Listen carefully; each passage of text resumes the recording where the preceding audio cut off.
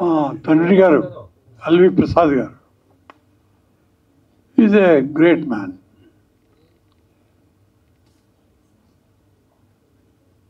ఆయన జీవితంలో ఫాలో అవుతూనే వస్తున్నాం. Is amazing.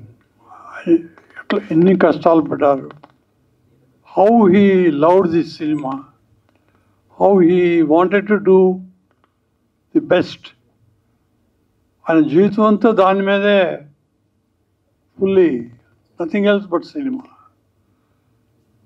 సో ఆర్థికంగా పొజిషన్ లేకపోయినా ఈ స్ట్రగల్డ్ ఎ లాట్. మమ్మల్ని అందరినీ ఒక విధంగా కష్టపడి వాళ్ళు పస్తుండి పిల్లలకి భోజనాన్ని పెట్టి మమ్మల్ని అందరినీ పెంచారు.